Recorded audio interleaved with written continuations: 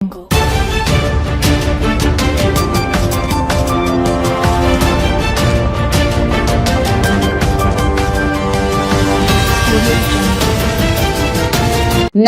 आज तक 24/7 न्यूज में आपका स्वागत है और मैं हूं आपके साथ निकिता श्रीवास्तव। आइए रुक करते हैं आज तमाम बड़ी खबरों का। भागवत कथा के चतुर्थ दिन कृष्ण जन्मोत्सव बड़े ही धूमधाम से मनाया। शास्त्री बोले, सत्य की राह दिखाने भगवान अवतार लेते हैं। बदनावर के बोराली में श्री कृष्णा कामधेनु गौशाला में भागवत कथा का आयोजन किया जा रहा है। बुधवार को कथा के चौथे दिन कृष्ण जन्म धूमधाम से मनाया गया। कथा के दौरान ब्रज में हो रही जय जयकार, नंद घर लाला जायो है जैसे भजनों की मधुर धुन ने वातावरण को भक्तिमय बना दिया। भगवान श्री कृष्ण के जन्म का वर्णन सुनते ही श्रद्धालु झूम उठे। इस पावन अवसर पर पंडाल को भव्य तरीके से सजाया गया और भगवान श्री कृष्ण की झांकी प्रस्तुत की गई। महिलाओं ने भजनों पर नृत्य कर नंदोत्सव और साथ ही आनंदमय बना दिया। और राजस्थान के बांसवाड़ा से आए भागवताचार्य डॉक्टर संजय शास्त्री ने बताया कि राम कथा हमें जीना सिखाती और भागवत कथा जीवन को तारना सिखाती है।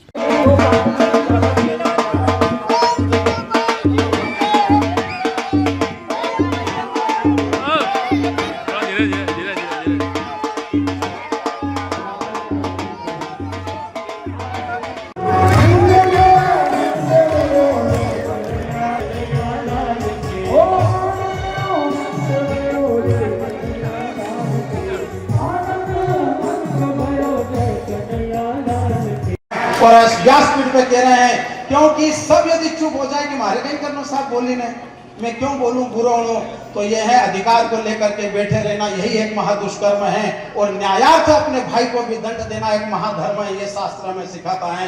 यदि माताएं और बहनें से निवेदन है, यदि आप चाहते हैं कि हमारी कोख से महाराणा प्रताप पैदा हो, मेरी कोख से राम जैसा बालक पैदा हो और जिसे मर्यादा हो, मर्यादा पुरुषोत्तम हो, तो आप ध्यान रखना कि शास्त्र की शरण में जाएं। आज नकली रावण बहुत घूम रहे हैं और नकली रावण का मतलब ये हो चुका है, ये बहनें बेटियां अच्छी तरह से जानती हैं।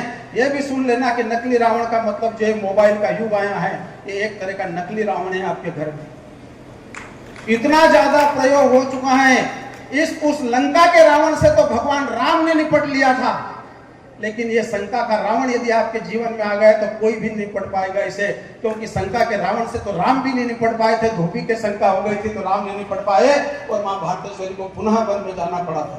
जिस जानकी को चीर धरा कर प्रगट भई जानकी नाम कहायो है, और रामचंद्र सो वर पाकर के रावण कुल को मिटाई। ऐसी जानकी माता के ऊपर भी किसी ने चरित्र कथा, इसलिए आप इस मोबाइल के ऊपर थोड़ा प्रयोग करें। यह नहीं कह रहे ये सुविधा के लिए है, लेकिन इसको अपने जीवन में नहीं उतारे, इसकी अच्छाई अपने जीवन में उतारें और इसकी बुराई को त्याग दें। छोटे छोटे बच्चों को, माताओं का काम है छोटे छोटे बच्चों को, अपने छोटे छोटे नाने बच्चों को 2-4 साल के आपने मोबाइल पकड़ा दिया और काम में लग गए। ये आप मोबाइल नहीं दे रही हैं, उन्हें रोजाना 1 ग्राम 2 ग्राम पाइजन दे रहे हैं, जिसे कहते हैं कि अफीम की गोली दे रहे हैं। वो 10 से 15 साल के बाद में मेंटली डिस्टर्ब हो जाएगा। आज इस बात को कोट कर लेना, जिसका कोई इलाज नहीं होगा। इसलिए आप ध्यान रखें। व्यासपीठ में जो कहा जा रहा है, आप भागवत महारानी के साक्षी बनकर के आपको कहते हैं, ये कोई किसी प्रकार का कहने सुनने की बात नहीं है। और आगे आते हैं कि गाय माता की यदि परिक्रमा, हमारा गुरु पुराण का पूर्व खंड का 98वां अध्याय कहता है कि यदि आप गौ माता की अर्ध प्रसूता गौ माता की परिक्रमा करके कहीं गौ माता को दान करते थे, अर्ध प्रसूता मतलब कहीं गाय माता बच्चे को जन्म दे रही हो और आपने थोड़ा सा कहीं उसकी परिक्रमा करके कहीं गोदान कर दिया, तो उसे पृथ्वी दान का पुण्य प्राप्त होता है।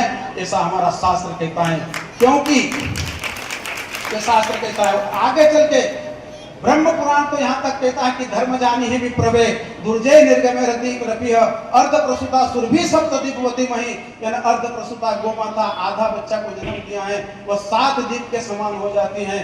ऐसी गौ माता की परिक्रमा करके जितना भी हमसे बने वो दान करना चाहिए। और नगरवासी, इस बोराली वासियों और क्षेत्रवासियों के लिए सौभाग्य की बात है कि पहले हम गोधन से जाने जाते थे कि जिस राज्य में जितना ज्यादा गोधन होता था उस राज्य में उतनी उसकी चक्रवर्ती सम्राट होता था। आज अपने बोराली के इस नगर में जब यहाँ गोधन आपके बीच में है तो आपको गर्व होना चाहिए कि हमारे गांव में, हमारे नगर में गौ माता के चरण की रज उड़ती है, उस गोधुली वेला में हमारे कार्य होते हैं। इसलिए आप एक प्रण करें कि आपको धन दिया है, उस धन को धर्म में लगाकर उस धन को धन्य कर लें, अन्यथा धन को आपको कहीं न कहीं लगाना पड़ेगा। ये गौशाला का संकल्प चलाने वाले का ये भी पूरा हो जाए, आपका पुण्य भी प्रबल हो जाए और आपके द्वारा दी हुई एक सहयोग राशि गाय माता के चारे भूसे के लिए काम में आ जाए। इसी भावना के साथ आप पुनः समस्त इष्ट मित्र, क्योंकि आप इस धर्म को सबसे ज्यादा इधर वालों ने तो ये कहेंगे साहब इसमें हम भी आ गए हैं, इधर जो बैठे हैं हमने तो धर्म को साहब 10 रुपए भी हमारे पास है तो हमने विमल खा के थूक दिया है, हमने धर्म नहीं बचाया है। धर्म बचा है, पल्ले पर बांध के रखा है, तो इन बहनों ने पल्ले पे बांध के रखा है।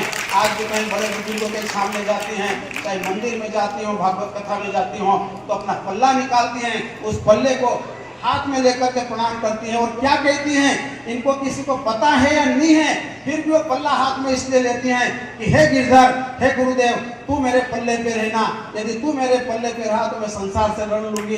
ये भाव लेकर इस पल्ले पर इस धर्म को बांध के रखा है। इसलिए आप नारी नहीं, आप महारानी हैं, आप मानव कुल की जगदम्बा हैं, आप प्राण प्रतिष्ठा एक लिंग की, आप ज्योति अग्निकंधा हैं। और नारी जब अपने पे आ जाए तो ये यम से भी लड़ सकती हैं और हर नारी है नारायणी, ये लाखों से भिड़ सकती हैं।